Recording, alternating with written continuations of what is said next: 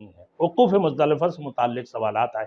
مزدلفہ میں مغرب عشاء کی نمازوں کے لیے اذان و اقامت کیسے ہو، یعنی مغرب اور عشاء کی نماز۔ Thanks for watching. Don't forget to like, comment, share and subscribe to Maulana Habibullah Rouhani Official. وقوف مزدلفہ سے متعلق سوالات آئے۔ یہ وقوف ہے عرفات کے بعد وقوف مزدلفہ۔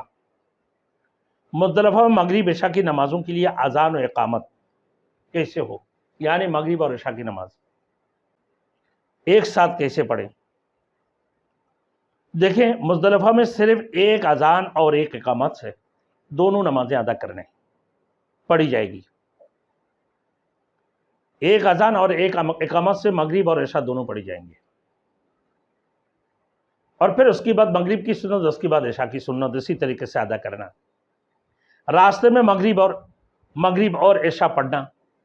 اگر عرفات سے روانگی کا مزدلفہ پہنچنے سے پہلے فجر کا وقت ہو جانے کا اندیشہ ہو تو کیا راستہ میں دونوں نمازیں پڑھ سکتے ہیں؟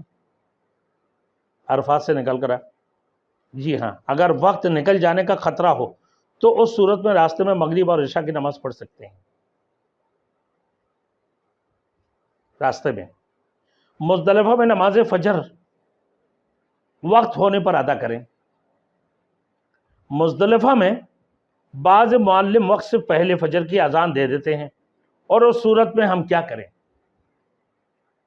مزدلفہ میں بعض معلم وقت سے پہلے فجر کی اذان دے دیتے ہیں، اس صورت میں ہمیں کیا کرنا چاہیے؟ ایسے معلمین پر اعتماد نہ کریں، کیونکہ معلم کو آپ کی حج کی زیادہ فکر نہیں، اس کو تو اپنی زیادہ فکر ہے۔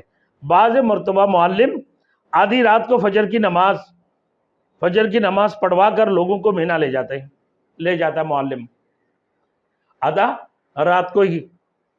اس لیے آپ ان کی اتباع نہ کریں، بلکہ آپ اپنی گھڑی کے ذریعہ اندازہ کر کے جب صبح صادق کا یقین ہو جائے اس وقت اذان دے کر فجر کی نماز اول وقت میں پڑھیں، اول وقت میں ادا کریں۔ ہاں، وہاں صبح صادق ہونے پر حکومت کی طرف سے توپ کا گولہ بھی چلتا ہے۔ صبح صادق جب ہوتا ہے تو حکومت کی طرف سے توپ کا گولہ چلتا ہے، بڑی تیز آواز چلتی ہے، جس سے فجر ہو جانے کا پتہ چل جاتا ہے۔ مزدلفہ میں ہے لوگ، اب اس وقت میں کوئی اندازہ نہیں ہوتی ہے، بھائی گھڑی بھی نہیں ملی اور عجیب وقت ہے تو کیسے اندازہ لگائے؟